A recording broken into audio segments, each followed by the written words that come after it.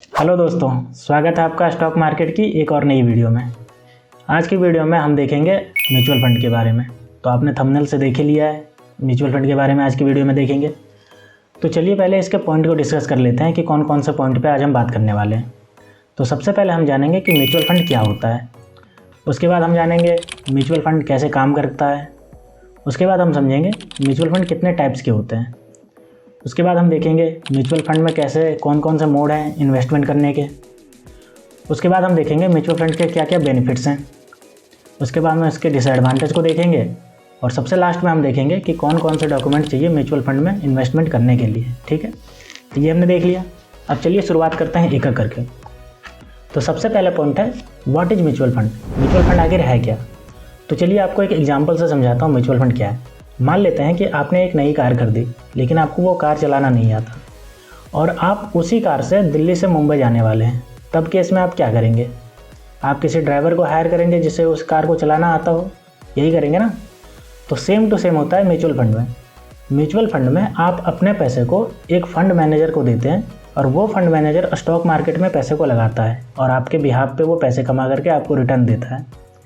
तो चूँकि आपको स्टॉक मार्केट का समझ नहीं है, आपको पता नहीं है कि कौन सा सेक्टर जो है अभी ग्रोथ करने वाला है, किस में हमें पैसा लगाना चाहिए, तो आप क्या करोगे? म्यूचुअल फंड में इन्वेस्ट करोगे। और म्यूचुअल फंड जो मैनेजर हैंडल कर रहा है, फंड मैनेजर, वो उन पैसों को अलग अलग सेक्टर में लगाएगा, ग्रोइंग सेक्टर में। ठीक है, तो वो अपने नॉलेज से लगाएगा। वो बहुत ज़्यादा फाइनेंशियली क्वालिफाइड होता है, उसको स्टॉक मार्केट के बारे में पूरी जानकारी होती है और आपको जानकारी है नहीं कुछ, तो आपने म्यूचुअल फंड में लगा दिया जो कि फ़ंड मैनेजर के पास गया। फंड मैनेजर क्या करेगा? उसको लगाएगा स्टॉक मार्केट में और उससे इन्वेस्टमेंट से मनी जनरेट करके अपना कुछ शेयर रखेगा और बाकी वो आपको दे देगा रिटर्न करके। समझ गए आप? तो ये ऐसे काम करता है म्यूचुअल फंड। अब हम टाइप्स ऑफ म्यूचुअल फंड के बारे में बात करते हैं। तो अगर हम फंड स्ट्रक्चर के बेसिस पे बात करें तो म्यूचुअल फंड के दो टाइप हैं। पहला है ओपन एंडेड म्यूचुअल फंड, दूसरा है क्लोज एंडेड म्यूचुअल फंड। अब देखते हैं ये क्या है। तो ओपन एंडेड म्यूचुअल फंड में आप कभी भी म्यूचुअल फंड में इन्वेस्ट कर सकते हैं और उसको बेच करके आप अपने मनी को ले सकते हैं बाहर। यानी कि ये कि शेयर की तरह है, आप कभी भी उसको खरीद सकते हैं और कभी भी आप उसको बेच सकते हैं। ठीक है, ये हो गया ओपन एंडेड म्यूचुअल फंड, यानी कि ये हमेशा ओपन है। आप म्यूचुअल फंड में कभी भी आप खरीद सकते हैं म्यूचुअल फंड के यूनिट को और कभी भी आप उससे एग्जिट ले सकते हैं। अब दूसरे की बात करते हैं क्लोज एंडेड म्यूचुअल फंड। ये इसका जस्ट उल्टा है। इसमें एक फिक्स ड्यूरेशन रहता है कि अगर आप कोई म्यूचुअल फंड में इन्वेस्ट करते हैं तो आपको एक फिक्स ड्यूरेशन के बाद ही उससे एग्जिट लेना पड़ेगा। जब ये मैच्योरिटी डेट आएगी, आप उसको बीच में खरीद बेच नहीं सकते। तो ये हो गया क्लोज एंडेड म्यूचुअल फंड। तो हम क्लियर हो गया ओपन एंडेड म्यूचुअल फंड और क्लोज एंडेड म्यूचुअल फंड। अब इसको एसेट्स एलोकेशन के आधार पर भी बांटा गया है, यानी कि इसमें जो पैसा है वो अलग अलग सेक्टर में कौन कौन से सेक्टर में लगा है उसके आधार पर भी इसको बांटा गया है। तो इसके आपके तीन टाइप्स होते हैं। पहला होता है इक्विटी म्यूचुअल फंड, दूसरा होता है डेट म्यूचुअल फंड और तीसरा होता है हाइब्रिड म्यूचुअल फंड। अब इनके बारे में समझते हैं। इक्विटी म्यूचुअल फंड में आप जितना भी पैसा इन्वेस्टर के थ्रू म्यूचुअल फंड में आता है, यानी कि फंड मैनेजर के पास जितना भी पैसा आया, इन्वेस्टरों ने जितना म्यूचुअल फंड खरीदा तो उसके पास जितना भी पैसा आया, ठीक है, वो इक्विटी मार्केट में ही सारा पैसा लगाएगा। यानी कि सारे कंपनियों के स्टॉक्स खरीदने में ही सारा पैसा सारा लगाएगा। ठीक है, ये समझ गए? तो ये हो गया इक्विटी म्यूचुअल फंड। इसमें ना कोई बॉन्ड मार्केट में लगाएगा, ना मनी मार्केट में लगाएगा, ना कोई गोल्ड खरीदेगा। सारा का सारा पैसा स्टॉक मार्केट में कंपनी के शेयर खरीदने में लगाएगा। अलग अलग शेयर खरीदेगा, लेकिन वो सारे के सारे कंपनी शेयर खरीदने में लगाएगा। तो ये हो गया इक्विटी म्यूचुअल फंड। अब डेट म्यूचुअल फंड की बात करते हैं। तो डेट म्यूचुअल फंड में इन्वेस्टर के द्वारा जितना भी मनी लगाया जाता है म्यूचुअल फंड में, उसमें जो फंड मैनेजर होता है उन सारे पैसों से वो बॉन्ड खरीदता है, चाहे वो गवर्नमेंट बॉन्ड हो, चाहे वो कॉर्पोरेट बॉन्ड हो प्राइवेट के। तो वो बॉन्ड खरीदता है और बॉन्ड खरीद के उस पर जो इंटरेस्ट आता है उससे मुनाफा कमाता है और इन्वेस्टरों को लौटाता है।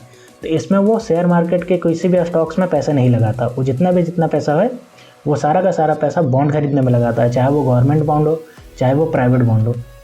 और उस पर जो इंटरेस्ट आता है उससे वो मनी जनरेट करता है और इन्वेस्टरों को प्रॉफिट देता है। तो ये हो गया डेट म्यूचुअल फंड। ये क्लियर है? अब तीसरे टाइप की बात करते हैं तो हाइब्रिड म्यूचुअल फंड। अब हाइब्रिड के नाम से ही पता चल रहा है कि इसमें दोनों में पैसे लगेंगे। स्टॉक्स मार्केट में भी इक्विटी में पैसे लगेंगे और ये बॉन्ड में भी पैसे लगेंगे। यानी कि इक्विटी फंड में भी पैसे लगेंगे और डेट फंड में भी पैसे लगेंगे।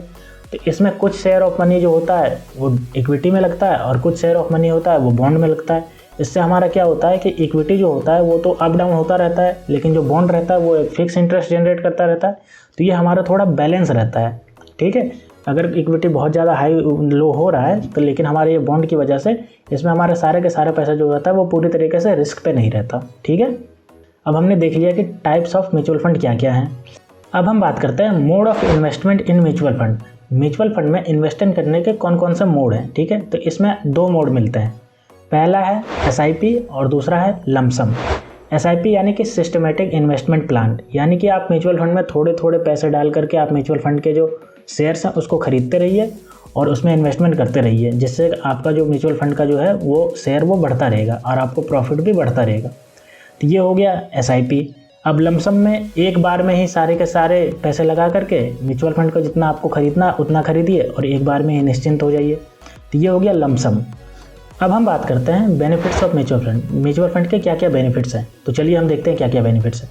तो सबसे पहला बेनिफिट्स है डाइवर्सिफिकेशन, यानी कि म्यूचुअल फंड में आपको इन्वेस्टमेंट करने से बहुत ज़्यादा डाइवर्सिफिकेशन मिलता है। आपने अगर बहुत कम अमाउंट भी लगाया है तो म्यूचुअल फंड का जितना भी जो अमाउंट होता है वो फंड मैनेजर बहुत अलग अलग सेक्टर के बहुत अलग अलग कंपनियों में लगाता है, जिससे कारण कि वो बहुत ज़्यादा डाइवर्सिफाई हो जाता है। तो आपका जो रिस्क होता है वो बहुत ज़्यादा कम हो जाता है।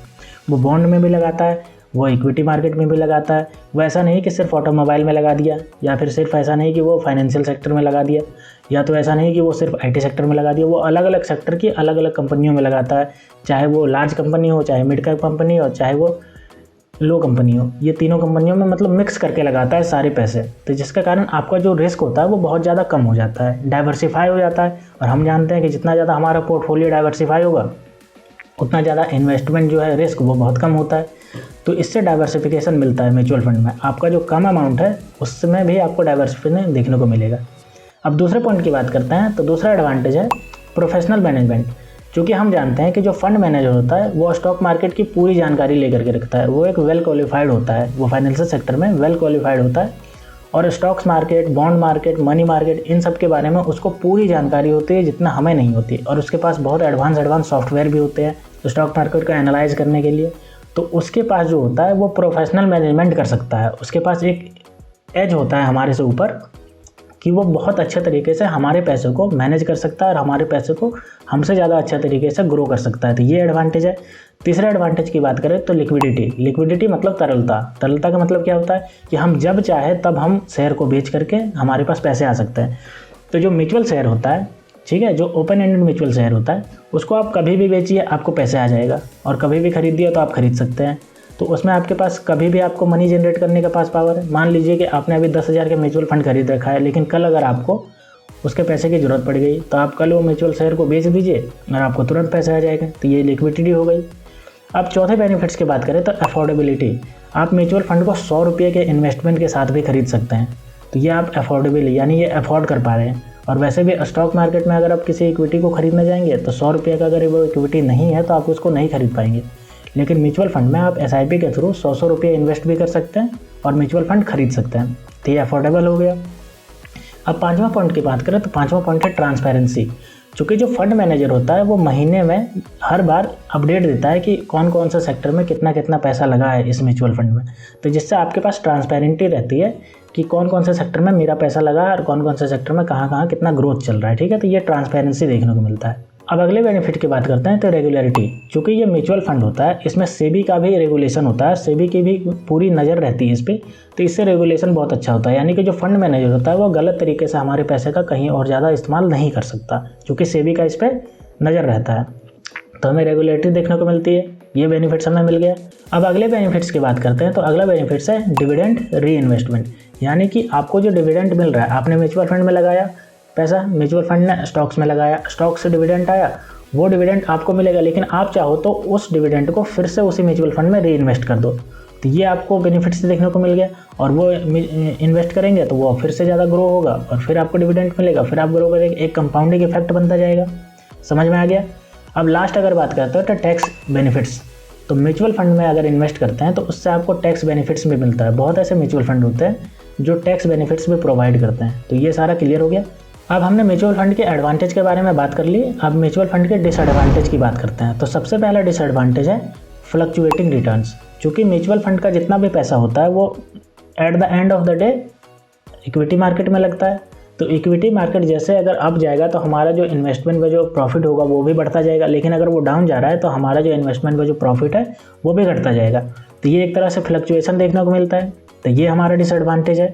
दूसरा अगर डिसएडवांटेज की बात करें तो लेस कंट्रोल, क्योंकि म्यूचुअल फंड में हमारा कोई कंट्रोल नहीं होता। जितना भी कंट्रोल होता है वो फंड मैनेजर का होता है। फंड मैनेजर डिसाइड करता है कि कौन सा शेयर को खरीदना और कब बेचना है, इक्विटी में लगाना है कि बॉन्ड में लगाना है, और कितना पैसा कहाँ लगाना है, कौन सा सेक्टर में लगाना है। तो हमें तो उसमें कोई कंट्रोल नहीं है। हमने तो बस वो म्यूचुअल फंड खरीद लिया और हम बैठ गए। जितना भी कंट्रोल है वो तो फंड मैनेजर के पास है।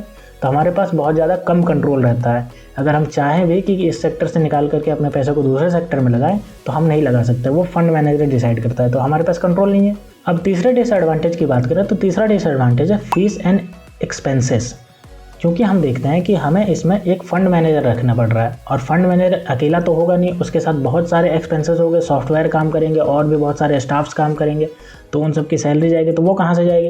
तो वो तो हमारे ही पैसे से तो जाएगी, क्योंकि फंड मैनेजर जो भी है वो at the end of the हमारे लिए ही काम कर रहा है। तो फंड मैनेजर वो अपना फीस लेगा, और भी जो स्टाफ रखे उसके लिए फीस जाएगी, और जो इतने ज़्यादा सॉफ्टवेयर है उसका ज़्यादा एक्सपेंसेस जाएगा, ऑफिस हो गए उसका एक्सपेंसेस जाएगा। तो ये सब एक्सपेंसेस और फी हमें पे करने पड़ते हैं, जिसको हमें अगर हम डायरेक्टली अगर स्टॉक मार्केट में इन्वेस्ट करते हैं तो हमें ये सब फीस नहीं चुकाने पड़ते। तो ये हमारा डिसएडवांटेज है।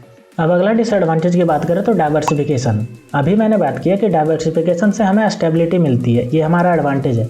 लेकिन बहुत ज़्यादा डाइवर्सिफिकेशन से हमारा जो पैसा ग्रो होने का चांसेस है वो बहुत कम रह जाता है। क्यों? क्योंकि जो हम छोटे छोटे अमाउंट को बांट करके अलग अलग फील्ड में लगाते हैं तो क्या होता है, इससे कोई फील्ड ग्रो कर रहा है, कोई फील्ड नहीं ग्रो कर रहा है, कोई अप जा रहा है, कोई डाउन जा रहा है, तो हमारा लगभग बराबर ही हो जाता है। तो ओवर डाइवर्सिफिकेशन हो जाने से हमारे जो पैसा है वो बहुत कम स्पीड से ग्रो करता है। ठीक है, तो ये हमारा एक तरह से डाइवर्सिफिकेशन करने के कारण ओवर डाइवर्सिफिकेशन हो जाता है, जो हमारे पैसे को at the end of the day reduce कर देता है। तो ये हमारा एक तरह से डिसएडवांटेज के रूप में भी आ जाता है। अगले डिसएडवांटेज की बात करें तो मैनेजर परफॉर्मेंस, यानी जो फंड मैनेजर होता है उसका परफॉर्मेंस कैसा है उसके बारे में हमें पूरी तरीके से पता नहीं होती, क्योंकि हम तो एक नौसिखिया होते हैं। हमें स्टॉक मार्केट में आता नहीं लगाना, हम सोचते हैं, दूसरे से सुन लेते हैं कि म्यूचुअल फंड में लगाओ, ये सेफ़ है, ये हमें रिटर्न देगा।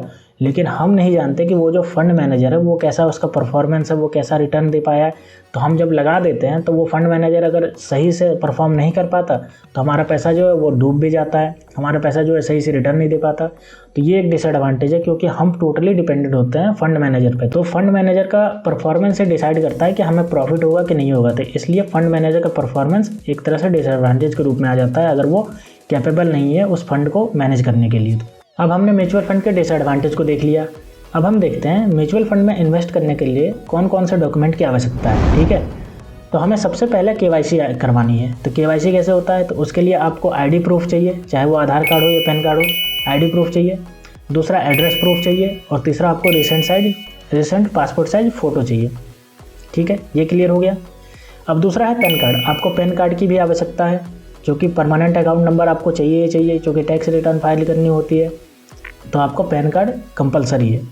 तीसरा बात करें तो बैंक अकाउंट डिटेल, आपको बैंक में खाता होना चाहिए, बैंक अकाउंट डिटेल चाहिए, क्योंकि उसी से तो आपका SIP जाएगा, उसी में आपका जितना भी इन्वेस्टर जो है फंड मैनेजर है वो अगर आपको प्रॉफिट होगा तो उसी में भेजेगा, उसी से आप पेमेंट करोगे, तो सब कुछ करोगे, तो उसके लिए बैंक अकाउंट चाहिए। तो इतना सब कुछ डॉक्यूमेंट चाहिए, तो इससे आपको म्यूचुअल फंड में आप एक अकाउंट खोल सकते हैं और आप म्यूचुअल फंड के शेयर को खरीद सकते हैं और म्यूचुअल फंड में आप इन्वेस्ट कर सकते हैं। तो हमने देख लिया कि म्यूचुअल फंड क्या होता है, म्यूचुअल फंड काम कैसे करता है, म्यूचुअल फंड के कितने टाइप्स होते हैं, म्यूचुअल फंड का बेनिफिट्स क्या होता है, म्यूचुअल फंड का डिसएडवांटेज क्या होता है, और कौन कौन सा डॉक्यूमेंट चाहिए म्यूचुअल फंड को लेने के लिए। ठीक है, तो अगर इससे रिलेटेड अगर आपके मन में अभी भी कोई सवाल रह गया है तो आप नीचे कमेंट सेक्शन में पूछिए, और ऐसे ही स्टॉक मार्केट से रिलेटेड वीडियो देखने के लिए आप मेरे चैनल को सब्सक्राइब कर लीजिए और बेल आइकन को ऑन कर दीजिए, ताकि जैसे ही नया वीडियो आएगा आपको पता चल जाएगी और आप देख लोगे। तो मिलते हैं दोस्तों अगले वीडियो में, तब तक के लिए स्टे ट्यून्ड। Thank you.